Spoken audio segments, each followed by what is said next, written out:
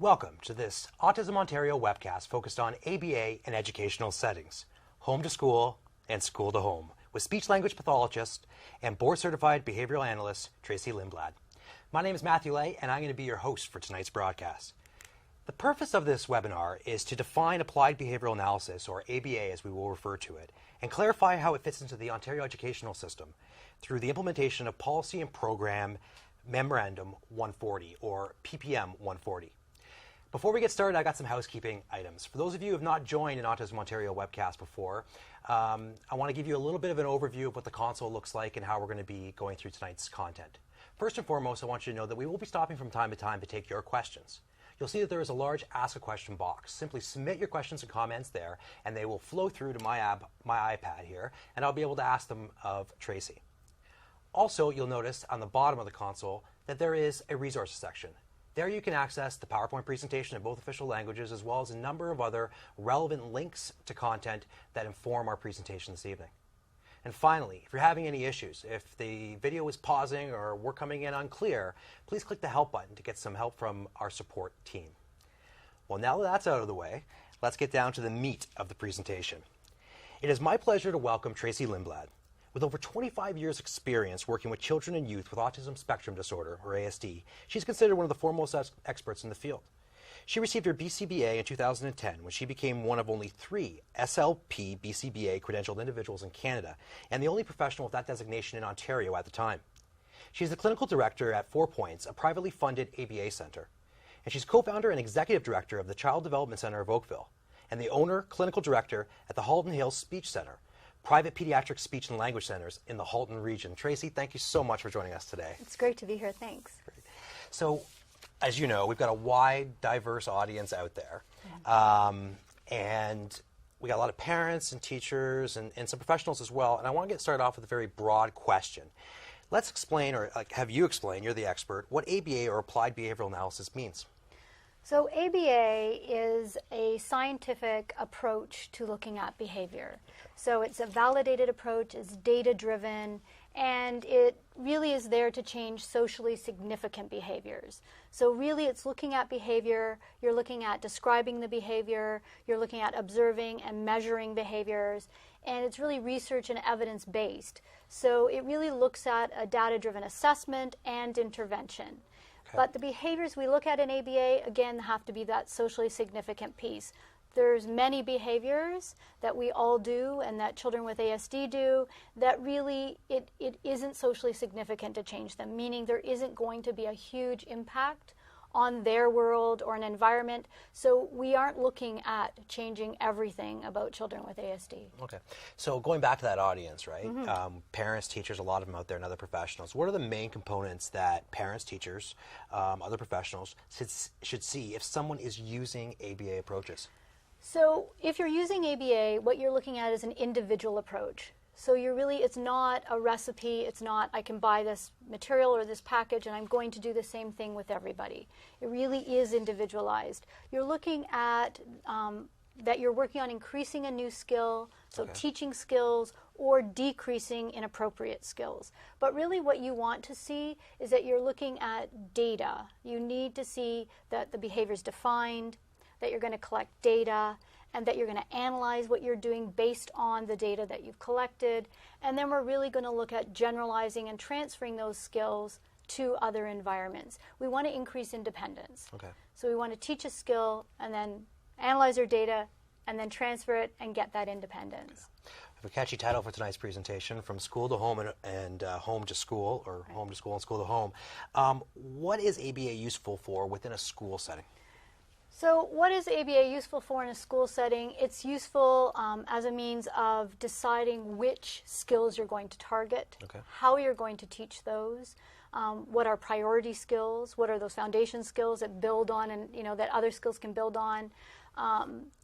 It's used to decrease problem behaviors that interfere with a child learning in a group setting or in our educational setting. So it's really useful in school settings, but it's useful beyond children with ASD. Okay. So applied behavioral analysis is for everybody, and we use it for everybody. It really is a broad field, and it's applied to children with ASD, and that's really in the media right now. But really, ABA is used for a number of different disorders and across a wide variety of businesses, and so it is applicable to your average child sitting in the classroom. So I imagine when being applied in a classroom, it's going to benefit everyone, not just those with ASD. Everyone. And if people, don't understand what ABA is, all you have to think back is if you took driving lessons and you went to driving school, that's an ABA type program. If you've taken golf lessons and you have a really great golf instructor, they will have employed ABA methodology. If you work in a corporation, deciding when you get your breaks, your coffee breaks, when you get paid, all of that what motivates you as a worker is all from the field of applied behavior analysis. So really it spans a lot of different applications and different environments. So one misconception may be for teachers and anyone out there that this is, because of what we've seen in the media, is that this is for ASD.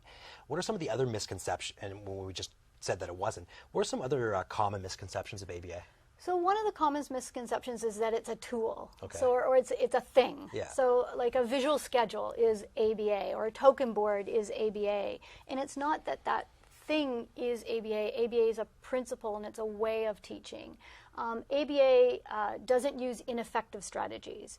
So really, it's not the use of those ineffective strategies or fads or unproven treatments. What we use in ABA are from years and years of research that have been tested in many different places with different learners, and we are sure that what we're doing is effective. And it's not only, like I said, for children and youth with autism spectrum disorders, it's for everybody. Okay, great. So we started off and we said that we were going to tackle something, a piece of legislation, PPM 140. What does it stand for? What does it represent? So PPM 140 is Policy Program Memorandum number 140, and it is developed by the Ontario Ministry of Education, and it came out in May 17th, 2007. And it was developed to incorporate the methods of ABA into programs for students with autism spectrum disorders in our school system. So PPM 140 was developed as a way of strengthening a collaborative team approach between the school board, the teachers, the professionals in the school board, the family, the actual family, and the community. So to bring everybody together in order to effectively program for that child. Yeah, and those who've watched past episodes in this series, that collaborative approach has been talked about a great deal within the school home life. So governments don't always get things right. In this case, is PPM 140 aligned with the field of ABA? As a professional, does it define ABA in the same way you would? Absolutely, it does. That's great. Yeah. So what they did was they consulted the same resources that those of us who have studied ABA have learned from, and they define ABA in the same way, in that it needs to incorporate those strategies and those techniques that we use to change behavior, namely positive reinforcement, so rewards to increase the likelihood of behaviors occurring again, data collection and analysis, transfer or generalization of skills. Again, it's not okay to sit at a table and learn something here if you can't go from here and then you use it outside of the classroom, or use it outside of home if you're looking from home to school. Right. And then that transition planning, that really we want a more seamless approach where when a child transitions from a preschool program or maybe the intensive behavior intervention program in Ontario, IBI, and goes into school, that there's a transition that's planned for, the transition between elementary and secondary school, and then that transition to after school, to day programs or work or things like that. So really they look at ABA the same way when they looked at forming that policy. Okay. So we mentioned earlier, from time to time, I'm going to look at some questions here from the audience. A reminder, it's the Ask Question box. You can submit questions at any time. I have a question that just came in, and I think it's something that you had planned to talk about already. But is PPM 140 a legal document? If so, can it be enforced? So PPM 140 isn't a legal document, I think, in the way that parents may think it is. It was set out by the Ministry of Education of Ontario, so it is it's to guide school boards. They want school boards to use ABA. They want a collaborative model. They want people to be teams and that interprofessional collaboration and parents on the team. They want to use effective evidence-based strategies to teach children, but it's not enforceable in that it's not a law. You can't sue the school board if they're not using ABA, or sue the teacher if you don't see that. Yeah. Really, it's a directive, and it's a strongly worded directive. But again, it's just a program that's to guide school districts and school boards in the province. So it's there to guide. It's not, can't sue a school, but if it's not being used and it's something that you're interested in, is it something you can raise with your teacher, your principal, your superintendent? Absolutely, and there are many school districts in Ontario that are doing a great job of incorporating ABA, teaching their teachers about ABA. They're hiring people that are board certified to come in and train. They're providing their education personnel with workshops to go to. There's online courses. So yes, that's a conversation that you should bring up with your school team. If a teacher can start to incorporate those methods of ABA in their classroom, it benefits all learners.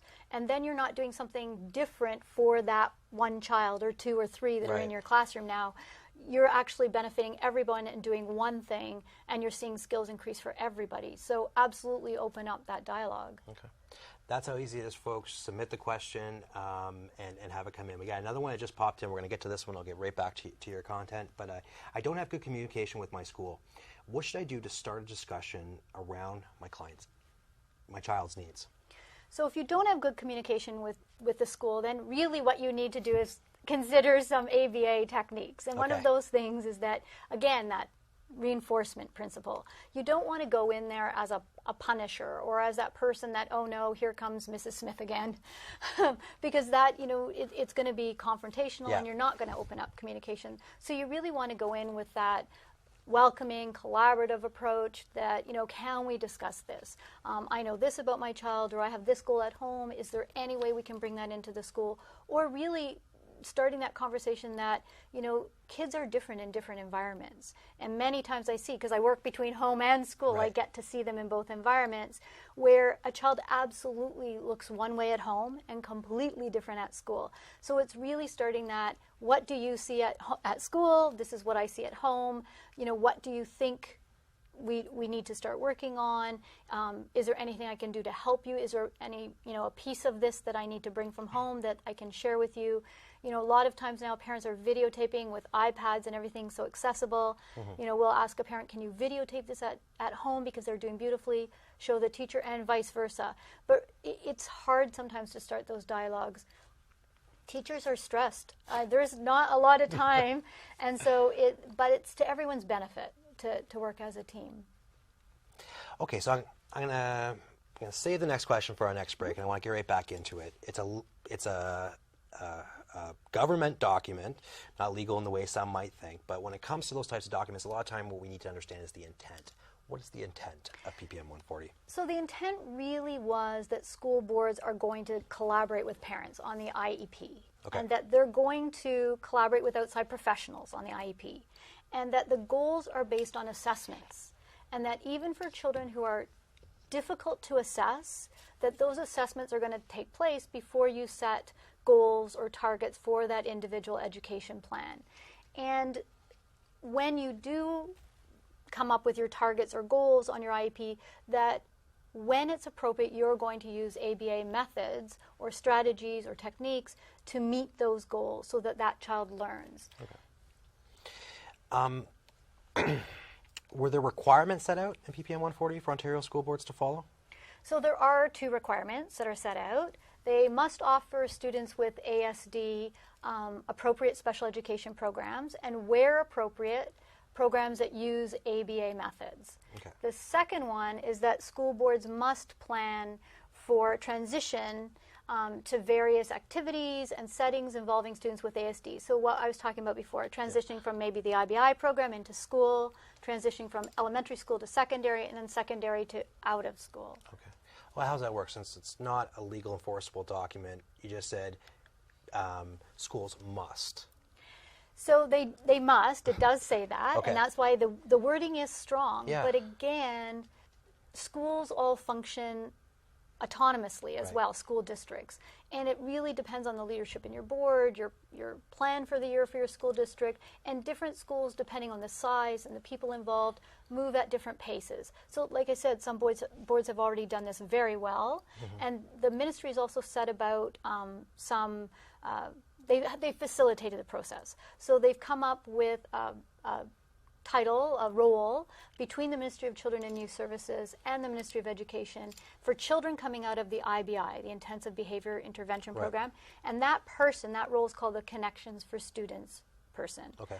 Or an ASD consultant in some boards. And what that person does is they help with that link, that translating what's happened in IBI, let's bring it into school. So they're actually from both ministries. And so they work in the school, they can go into the school, they work with the teachers, and they translate those goals that were worked in a really intensive environment into what's doable in school.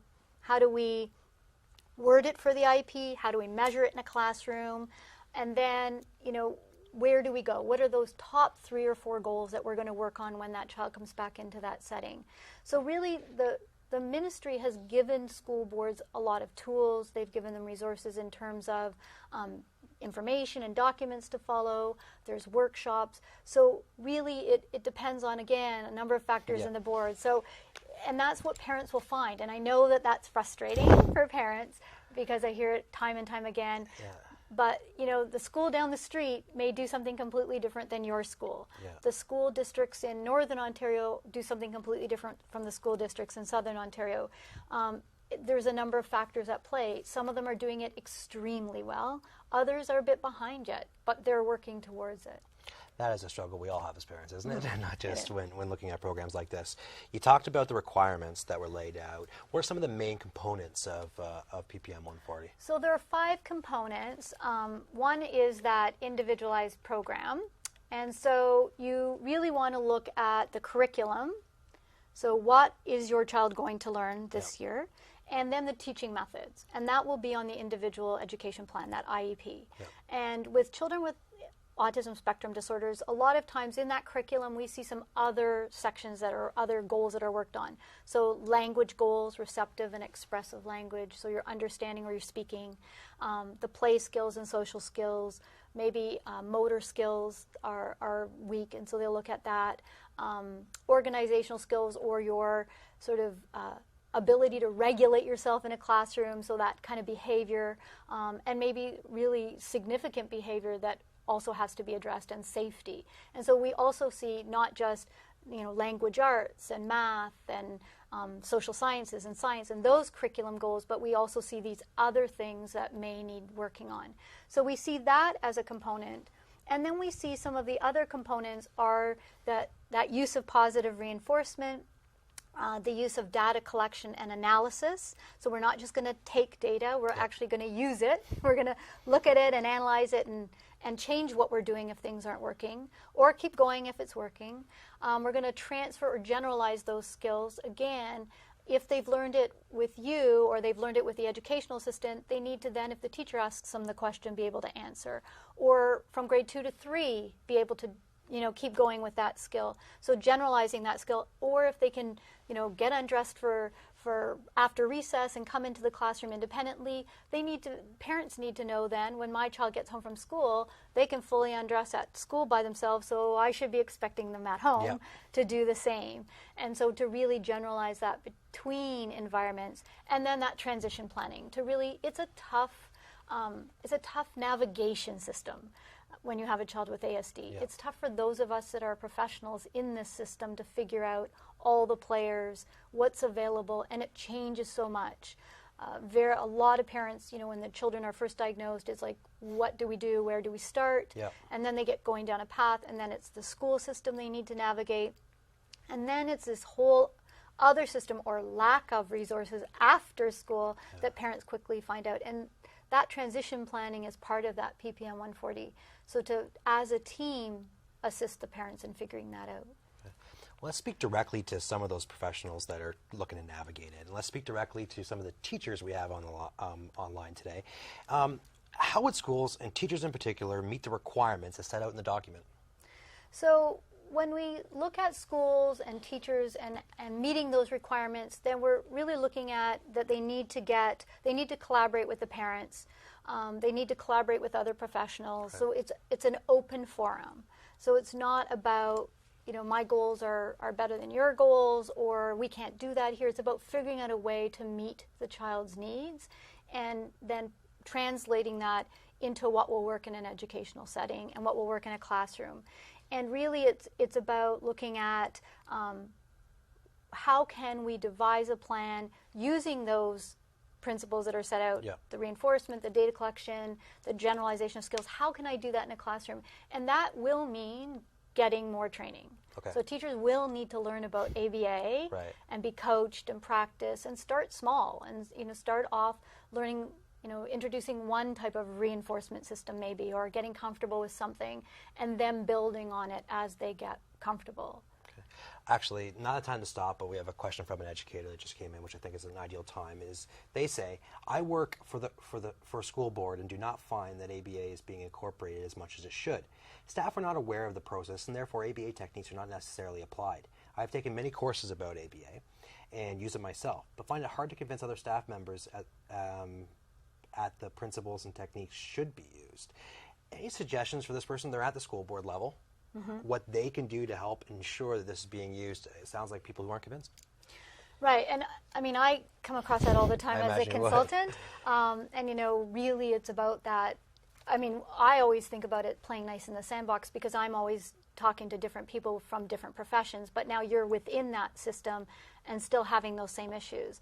So really, a lot of times, especially in ABA, actions speak louder than words. And so if you can demonstrate, so start small, start with one thing that maybe there's another teacher you're really close to, and that they may have a student in their class that has a similar behavior to a student that you've had. And it's about giving those suggestions, right? Not saying you must do this, but have you tried this? I found it really effective. Or what we really find in ABA really works is if you are taking data, and it sounds like this teacher does know some ABA and is employing those principles and techniques. So if you are taking data, to actually show the data, because then it's black and white. It's right there to see that, oh, okay, you did this, and look at the scores went from, in the first 2 spelling tests, they got 1 out of 15, and then you put these techniques into place, and now look, they're up at 10 out of 15, 14 out of 15. Right. That's a huge amount of change in a small time. And so then doing it that way rather than we must do it. It's hard though. It's hard when you're caught up in it. It works, and you want everyone else to be doing it. But again, it follows change theory, and if you've taken any courses on change theory, changing is very scary for everybody. And so it's going to take some people, early adopters, go in it really quickly, sounds like this person. And they're in it, and they see it, and they're really excited. Other people will come along, but it will take some time. And then there's those people that just won't either buy in or won't get comfortable enough. And it may be that they actually haven't been coached enough. They haven't had enough teaching and opportunities for learning. And so, they may take the longest to come along. Well, I'm an evidence guy. The government believed this was the right way to go. I imagine that beyond the successes that this individual professional may have had in their classroom, there is some empirical evidence out there that says ABA works. Can you point to any, studies or anything that that might be able to help them convince others that it is evidence-based? So ABA is evidence-based. Right. The National Standards Report, there's a number of huge reports that have come out of New Zealand and Australia and the U.S. that have looked at many different methods, and there's one, the National Standards Project has a report for schools.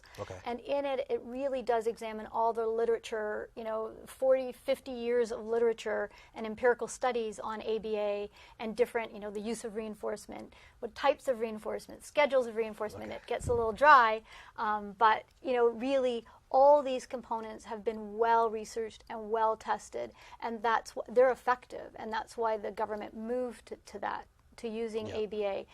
ABA is very effective for regular education, and there's a lot of programs that are useful for teaching reading and teaching math and that are ABA programs. Direct instruction programs are ABA programs, and they have a lot of research. And so again, some schools, mainly in the U.S., lab schools and private charter schools are using those curriculum for everybody. So it's not so much ABA is just for autism, it's ABA is for everybody. Right. So let's use what works. Okay. One more question from an educator. I think it does well to transition into where we're going to go, because they're asking, I can't take data in my classroom. Do you have any suggestions around collecting it? And it's tough. Yeah. I mean, I work in groups, I run groups, and it's a challenge. So there's different types of data you can take. Right. You can take what we call probe data. So maybe once a week you decide, okay, I really need to see, is this working? So you teach Monday, Tuesday, Wednesday, Thursday, and Friday you sit down with that child and you go through those questions, or you go through that skill, whatever it is, and then you take your data. There's permanent products, so teachers will know what that is. So you have a math test and you collect the test and you keep it. That's a permanent product. What isn't data so much are those anecdotal notes, like I think he's doing better, I think he answered more questions.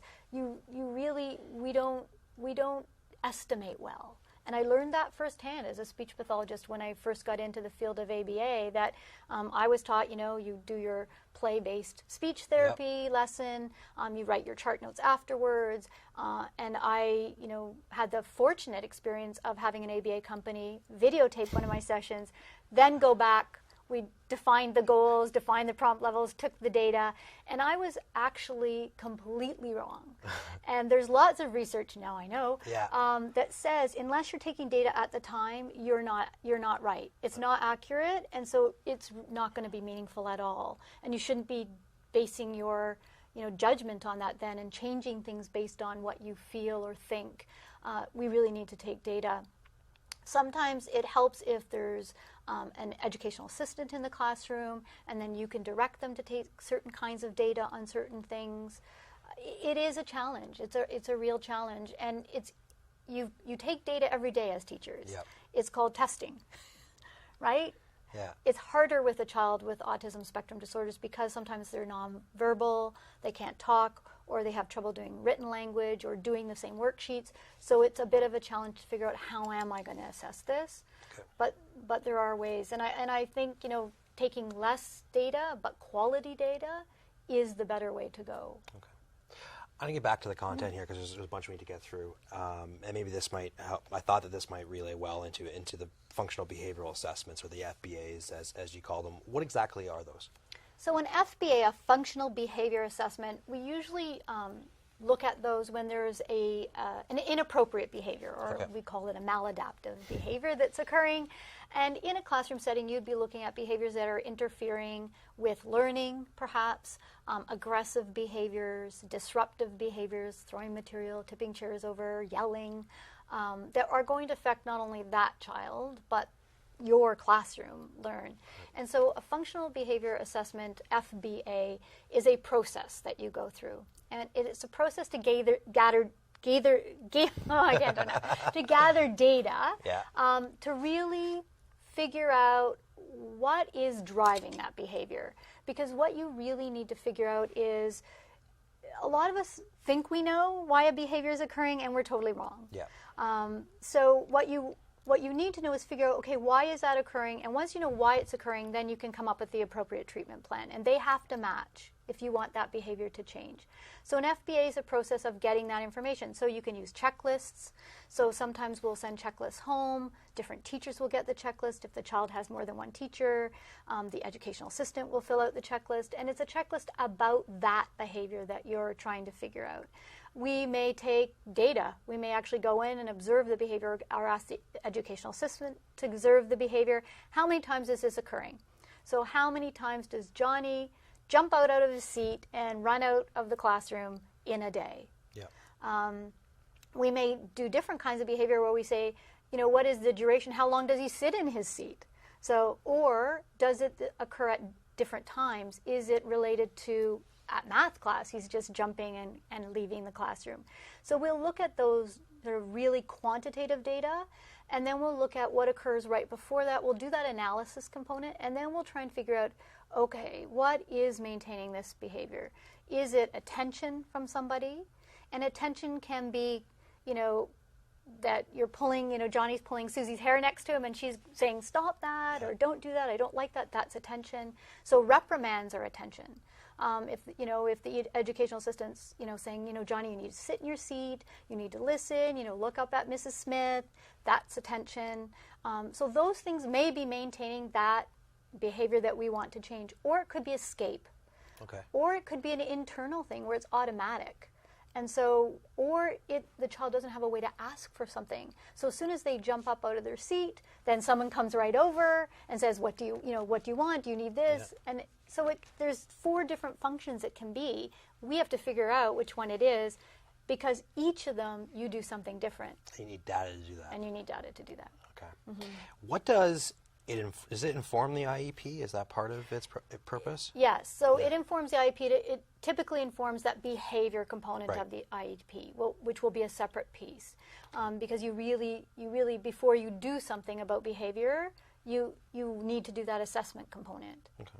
So now going back from school to home, parents online right now watching, if a parent looks at a child's IEP and their child has ASD, what do you believe should be included in that? So the different things that you want to see on an IEP are the language and communication skills, for sure. And we know that that's a core deficit area in autism spectrum disorders. It usually can be strengthened. Even for children with Asperger's disorder or high-functioning autism, a lot of times that figurative language or that higher level language is problematic, and you need that for social skills, peer relationships. Behavior is usually on the IEP. Some of those behaviors that interfere, because they will interfere. If they interfere in a group, in a classroom setting, then if you project 10 years ahead, they're going to interfere with getting a job and working in an office environment, or in a restaurant or wherever. So those behaviors we will look at.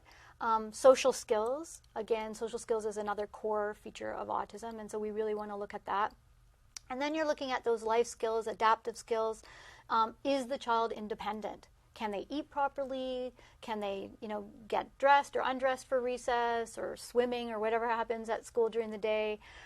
Can they organize themselves? Can they get all their own materials out like all the other kids?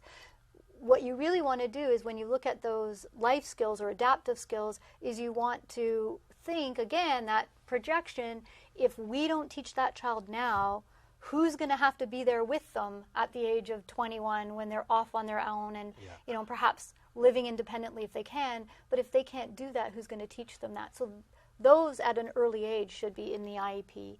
And as well, motor skills. There's often fine motor skill issues, gross motor, and so again, some of those, along with the regular curriculum. Right. So, where are they in math? Where are they able to do science? Yeah. Are they in phys ed, music, art, all the curricular subjects? In your practice, do you often review IEPs? Yes. Okay, and what do you think is, of those elements that you said need to be there or should be there for a child with ASD, what do you think is lacking the most? What are the things that the process misses the most? I think when I see IEPs, and I've seen some beautifully developed IEPs where the school is on the right track, but typically what I see is that the goals are too broad. Okay. They're not achievable. So you have a child maybe in grade 3, and he's functioning, though, still at a preschool level. And, the IEP will say, Gary will demonstrate age-appropriate social skills by the end of the year. Well, if they're functioning at a 3-year level and you're in grade 3, that's a heck of a lot of teaching in a year. And you're not going to get there. And so really you want to look at that again, that ABA. Baseline assessment, where are they actually functioning, and then what is the next step? So where do we think we can get to? And that's the piece that I often don't see. And then the other thing I see often is that, and it's because people still aren't clear about what is ABA, and they know they have to use it, and so teachers are trying to use it, right, without having all the pieces yet. But I'll see about behavior. So the child will have, the child will transition from our classroom to gym or around the school, and will follow a visual schedule. And then I'll see in brackets ABA. Well, a visual schedule is not synonymous with ABA. Right. So ABA is a process of teaching and of reinforcing and prompting and prompt fading. So just because you have a visual schedule in place, if I go in, I often don't actually see that ABA has been employed with that visual schedule. And so I think they think that, it's a little toolbox. So if I have pictures and I'm using pictures, then that must be ABA, because Picture Exchange Communication System, PECS, is an ABA communication system. Yep. But people think, oh, then if I use any pictures, it must be ABA, which it is not. If I use a visual schedule, it must be ABA. It's not. If I have, if I use check marks or token systems, that must be ABA, because I see that in ABA programs. And you do see those things, but it's the way, it's the process of teaching those and the use, and that a lot of those have to be independent. That's the end goal. So really it's about figuring out what is ABA and where does it fit in that IEP. Okay. Speaking about the IEP again, how would teachers or school districts meet the goals as identified in the IEP, in your mind? So how would they meet those goals? Again, it goes back to those core principles of once you've defined the goal, then it needs to be measurable. So you need to know, okay, how am I going to measure this on an ongoing basis? So not just, okay, it's IEP time in October, September, October. Yeah. I've set it here, and oh shoot, now it comes to be reporting time in December. I better measure that goal because I have to report on it. It means we're measuring it, every time you have math, if math is one of your goals, or at least once a week. Where are we? Are we, getting to meet that goal? So that data collection analysis, and then that assessment piece. Okay, did we meet it? Do we need to change the goal now? IEPs are very much living documents.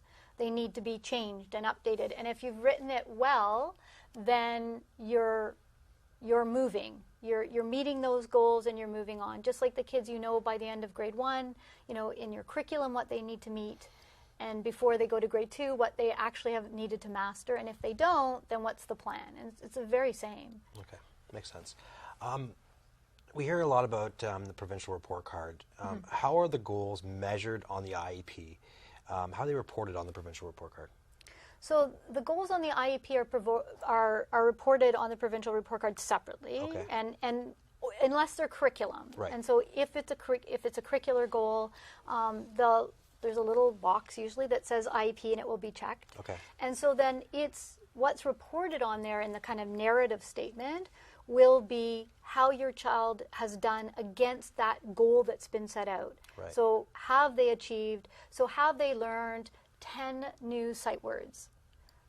That could be a reading goal. Right. Or have they in grade 1, if you're using PM benchmarks, which is a reading assessment, and they come into grade 1 at level 10, are they at a level 17 by the end of grade 1, which is what you're kind of looking for. So really, where are they in that? And they'll assign a letter grade for that, according to the goal on the IEP, not according to the curriculum in the classroom. Since I would imagine often there's modified curriculum for children with ASD, modified curriculum that isn't measured within those guidelines, is that dealt with separately, or do they try and work it within the existing guidelines on the report card? So you're saying like within the content of the report card? Usually there's an addendum to the report card that goes into talks specifically to your IEP goals. So that language goals or those behavior goals or social skills goals. So it again, the IEP varies from school board to school board, the look of it. They're not all exactly the same. Different boards, do them slightly differently, but they really should, it should be very clear. You should get reporting on your IEP goals, so always check your IEP document. Parents have that, they get it. So, do I know where my child is according to these goals? Are they progressing well? And then when you go in for that parent-teacher interview meeting, that's what you discuss. Okay, we said that one of the goals was going to be that they have a social goal of raising their hand in class, or a behavioral goal of raising their hand in class to answer, and we wanted the child to answer 50% of the time independently, so meaning someone's not sitting there saying, okay, put your hand up, Yeah. you know this, that, you know, they're recognizing, oh, I put my hand up, now I know this. How are they doing? If they're not meeting it, then that's another discussion. Okay, you know, what could we do differently? Maybe we've set the goal too high, maybe we missed a skill, and we need to go back and modify that. I'm going to switch things up a little bit here. You mentioned it already once, and I've been on this desk with 3 other experts in the field who've all talked about this, is the importance of collaboration and teamwork. Family, home, professionals, all of the resources. Why is it so important to work as a team? So it's really important to work as a team for a number of reasons, and a lot of them are to do with efficiencies in teaching, which will translate to efficiencies in learning. And so you really want everybody's perspective, because the different members of a team all come at things from different perspectives, Right. different training, different backgrounds. So you want that collaboration, but you also want to be consistent in what you're doing. And what we do know about children and individuals and adults with autism spectrum disorders is that the more consistent you can be in teaching, the better the outcomes, the better and quicker the learning. Also, if you're working at cross purposes, and you know someone's reinforcing one skill and someone else is reinforcing it slightly different, then you're actually not going to get to where you want to be. Right. So that sort of what we call an eclectic method, or where you're not really consistent, actually has been shown to be harmful. And so you really need to be on that same path, everybody working together and collaborating. And what's nice about when you employ an ABA method where it's data-driven and very spelled out, is that you know, really, you don't have to have like it that it's going to be my turn and this is my goal and I want it my way. It really becomes about how do we say this, how do we measure it, and then the data tells you. I mean, that will speak to whether the child is meeting that goal, and if they're not meeting it, then you need to come back together and say, okay, maybe there is a motor issue that's impacting, or maybe it is a language or communication issue, and we have to ask the speech pathologist. We need to do something different. Or maybe it's an educational thing, and you know the teacher knows of a different math program that you could use. And so really it's about using your team to facilitate the learning and being as consistent as possible. So what happens at school for teaching really needs to then come home for when the parent is working on homework and helping that child in home. Or if they're getting private ABA, or if they're in the IBI program and they're still getting IBI, then really you want consistency so that everybody's working the same way, so that child's learning is increasing, the rate is increasing. Okay. Very timely question here, because I got a question here that's about where that may have broken down. The ASD consultant at my son's school believes that providing instruction and positive reinforcement creates prompt dependency. We have found that the use of punishment increases his anxiety and leads to him being more resistant to participate. How do we convince the school that providing instruction and positive reinforcement would be beneficial? So, how you convince anybody, not even just the school, that positive reinforcement is better than punishment, and it's better than doing nothing, that is by demonstrating what happens to the behavior. And so, as behavior analysts, we determine whether something functions as a reinforcer or a punisher by what happens next, not at that exact moment. Okay. So I mean, and they're talking probably about skill teaching, like learning a skill. Right. But if it was that the child isn't behaving correctly, isn't doing something right, and the teacher sends them to timeout, you know, or sends them to the principal's office, you know, which is, there are valid reasons for sending children. There are rules in school and there's rules in society, and you have to learn to follow those rules. If that behavior, so that is a punishment procedure, right? Sending them to timeout, away from social, that's considered a punishment procedure. If that disruptive behavior, whatever that behavior was, if that behavior starts to diminish or go down or go away, then that was a punisher and that was effective. So that's how we decide that. So what's happening to the behavior? If you're employing a principal, if you're employing, I don't know, if you're doing reinforcement, you think you're giving a reinforcer, but the behavior is not increasing, then you're actually not reinforcing either. So again, it's not about so much the terms as what happens to the behavior. Right. And in this case, I mean, the ASD consultant is saying that the reinforcement can create a prompt dependency. I guess the first question should be, is there data to support that, right? So reinforcement, we all need reinforcement. Right. And we need it continually throughout our lives. And all you have to do is think about your paycheck. Right. A paycheck is a reinforcer. Yep. And not many of us would ever go to work for a long period of time without it. Like, a pat on the back, great job, isn't going to keep you in your job for very long. So yes, there is a dependency on reinforcement, but that's how we all work. Is there research to say that you're going to be dependent on a certain schedule of reinforcement or a certain amount of reinforcement? Yes, there is research to say that.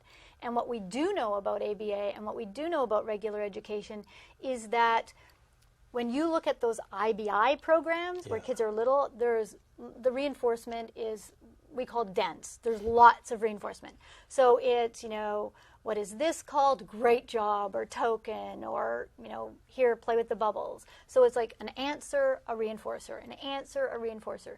But then what we try and do is really fade that, because what we know about school, the research shows that in most, by second grade at least, the research says that reinforcement or praise only occurs once every 5 to 10 minutes in a classroom.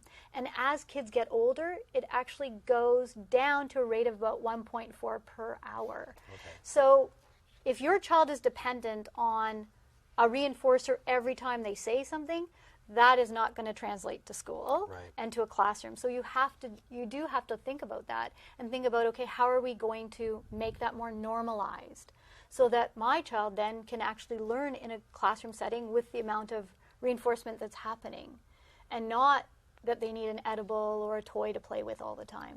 Okay. We've got 4 or 5 big points to get through, and then we're going to take your questions. We'll pause and we'll finish the rest of the time with all of your questions, but I want to get through the stuff that we had planned to. Going back to that, if we take PPM 140 in a child's IEP, what should we see to demonstrate that the school is incorporating ABA in the child's day-to-day life? So what we should see when we walk in or when we look at the IEP goals, or if I consult in a classroom, what I really need to see is that there's a measurable goal. There's a goal. So they just like their curriculum that they deliver for the other kids, there is an individualized curriculum for that child, that they're taking data, that they're measuring that goal in some fashion, that it's objective, quantifiable data, that they're teaching using good strategies, good techniques, so that they're providing those assistance or prompts, but then they're fading them as soon as they see that the child is starting to demonstrate those independent skills. We don't want kids to have to need their EA for all of school. One of the things I always talk about to parents, and parents are just as reluctant sometimes as teachers to let them go. Parents feel that at least then this person's with them, my child is well taken care of, and I can find out what's going on at school because they don't communicate well. But really an EA's job, if they do their job well, is to do themselves out of a job, because we really need to see that independence. I look to see what is the plan. So after they've learned this, do you have a plan, or do you know why you're teaching that? So where are you going next with it? And then is the skill that you want to teach, is it increasing? And if it's not, are you modifying? Because again, if they haven't learned, addition all year, have you changed it? Have you tried different things? If they haven't learned it in the first month, 4 weeks, 5 weeks, it's not likely that all of a sudden they're going to learn it. You're probably going to have to modify. And so that's what you look for. You really want to look for that flexibility. What do schools need, and what have they already done in order to meet the requirements of PPM 140? So what have they done? They've started using the terms. They started trying to figure out what they are. They've welcomed these different people into their schools. Lots of schools have ASD consultants that have backgrounds in applied behavior analysis. They have that Connections for Students person who liaises and brings together that home or center-based ABA program into the school. They have gone to workshops. They have bought resources. There's a number of really good books written specifically for educators and teachers on ABA. So they really are incorporating some ongoing learning for their staff in ABA, and they're welcoming more professionals into that setting. And that happens in some places still more than others, but again, the teams that I support that are doing ABA or IBI, it's very much a collaborative team process with some of the school districts that I work in around the province. And so when you talk about other professionals, you're talking about consultants? Consultants, so occupational therapists, speech language pathologists, a home in IBI instructor, the parents, all of us, teachers, the vice principal, the principal who's ever in charge of special ed usually is in that meeting. The special education resource teacher may be there. We may have a psychologist come in. So it really is a big team, but that's what we're seeing. And so they really are starting to do that, really collaborative team approach and that ongoing planning. Collaborative, again, comes up, continues to come up. Teaching isn't just the teacher's job. What can parents and families do to assist the schools in teaching their children? So what can parents do to help? So parents know their children very well. Again, they know them in that environment, though, which can be very different than a school environment. Very different one-on-one than in a classroom of, 24 kids or 28 children. So what parents can do is be that home kind of scientist where, okay, under these circumstances, I see my child doing this, and then translating that or discussing that with the school. So, when we're getting ready to leave in the morning, and there's no one around, my child can get dressed independently and can be out the door in, 2 minutes. So, and then the teacher, may say, oh yeah, we see that here, or they may say, oh, well, they never make it out for recess because in 15 minutes they're still not dressed. Right. For recess. And so, there's a real mismatch. So then that opens up that what's going on. How come in one setting they can do it in the other? And then it allows for questions. And what the parent can start doing is really start to analyze, am I prompting? Am I helping? And maybe they're not at school. So am I saying, Liam, now I want you, now you need to get your jacket. Yeah, okay, put your arm in. Now you need to zip it up. Where's your backpack? You need to get your backpack. Okay, now your shoes. Am I actually giving him a prompt for each step?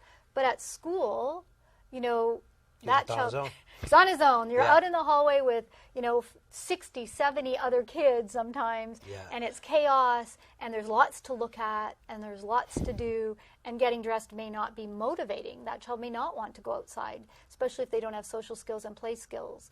And so again, it's starting to really analyze what makes it different in one setting versus another, and are we talking about the same thing?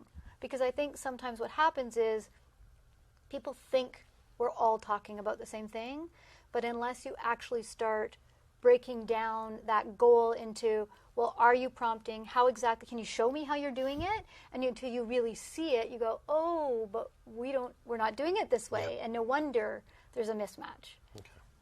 Let's take it full circle here. This collaborative approach is all about the child, right? Making sure they reach their potential, making sure that they grow and develop. What do schools need to do to help families and specific children? What is the school's role in helping that? So what schools need to do is to get more education and training in ABA. They need to really look at some of that literature about how to effectively teach some of those real foundation skills that I was talking about. So when you have a child that isn't talking and you need a communication system, different schools have speech pathologists. Some of them are just consultants. Some of them actually do therapy still, and they have varying backgrounds as well. But really get a well-versed in what is effective. So if I'm looking at functional communication training, should I be doing picture exchange communication system? Which means then you need to be trained. Yeah. That's a system that is very, step-by-step. There's data. You need to go through the training. Or get someone in your environment to help you with that's been through that training. If you're going to teach reading, and the child, you've done the traditional things, you're following the curriculum, they're not working, then, you need to figure out, or you need to go to some of those websites that are out there for teachers, what are evidence-based effective reading programs. Right. And, can I advocate for my school district to get that, to get one of those programs, or to, have someone come in who's trained in that? Can we do that in our school? So again, it's about learning what is effective, what is evidence-based, what do we need to look at for this child?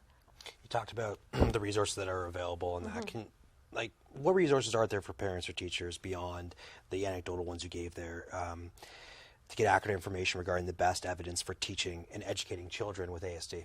So there's a lot of resources. So there's all kinds of books out there, and on the webinar and on the PowerPoint there, I've listed a number of different books. That's in the resource section at the bottom of the console. Right. And so there's webinars, there's online webinars given by Autism Ontario, given by a lot of companies now throughout the world, actually, but there's a number of them from the U.S. that are very reputable, very good companies, where you can sign up for a course online. You can take it at your own pace. They have videos. So you want to look at things like that. The field of applied behavior analysis, we have an Ontario ABA chapter. Okay. We bring in speakers all the time. Again, if parents really want this training, or teachers, then you need to contact Onto ABA, which is on the internet, and tell them that at your next, we have a conference every November. Can you bring in someone to help, to give that? And in the past, they've had excellent speakers on sleep disorders, on effective use of reinforcement schedules, on toileting, on teaching reading, teaching academics. So those training events are available.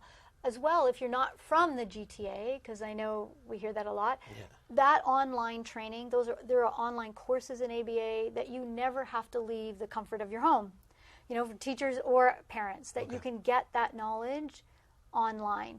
There are really good books now written for parents, for teachers. You don't have to go at it at the level that I've done and get a degree in behavior analysis, but it's better if you understand the principles, because you can apply them throughout life. Now, I need to apologize for our audience just a bit. We stopped for a lot of your questions, but the discussion has been going so well. We're reaching sort of the end of time. So I've got a question here that I want to get to, and I'm going to let you close it up after that. But this is, I think, a simple one. It comes from a parent who has a friend, and both of their children have ASD. The friend's child's given headphones in class. Hers is not. Is that something that that the child should be getting, that she should be asking for, or is it not that simple? Okay, number one, it's not that simple. But the one thing I can say is that there is a real danger when you take something that you see someone else have and that has worked possibly for them, and use it for your child, because then you're not doing that assessment piece, you're not doing that individualization piece. And again, ABA isn't about this tool chest or these things that you can take out and give a child. You want to figure out, as a behavior analyst, if I saw a child wearing headphones in a classroom, I would hope that they're listening to a story on tape or some curriculum, because if it's because of a behavior or noise or something, then I need to figure out, well, why are they reacting the way they are, and then program for that. Teach them to desensitize them to noise, or deal with whatever the environment is, or an assembly or something. So if it was just blocking it out, wouldn't that just be masking the issue and not That's dealing with exactly it head on? what it is. It band-aids it. So what you're doing by doing some of those things is you're actually not treating the behavior, you're just masking it. And the behavior is always there and will always continue to come out then. You won't actually get rid of it. You won't treat it to get rid of it. So what you want to do is actually treat that behavior. Treat that and desensitize them, and then get them so that they're like other typical kids. The other thing about headphones is this is a social disorder and a communication disorder, and if you're wearing headphones, you're blocking out the environment, and you're blocking out those opportunities to learn from your environment, to interact with your peers, to hear your teacher. So you need to think about what are all the negatives from that type of intervention as well. Okay.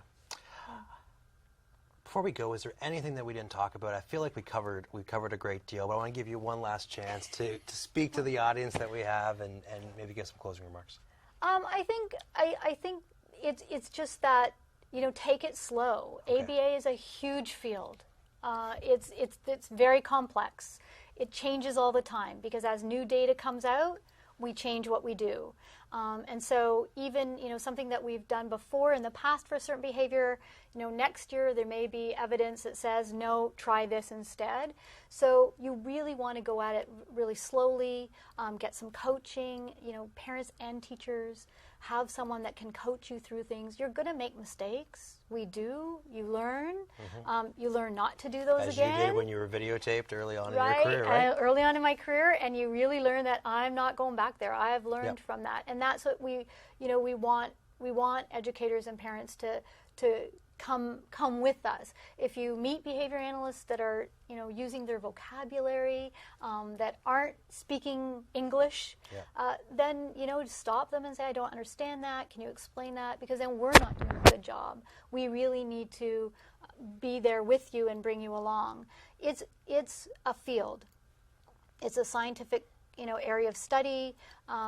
It's not a course. And so what I can say is, I studied this for years. To be board certified, you need 1,500 supervised hours. You need to write a comprehensive exam. You need a master's level courses. So you're not going to learn it in a course or even in 2 or 3 short courses. But you can learn some principles, and if you're coached and you practice, you'll become effective in it. So take it slow. Take it slow.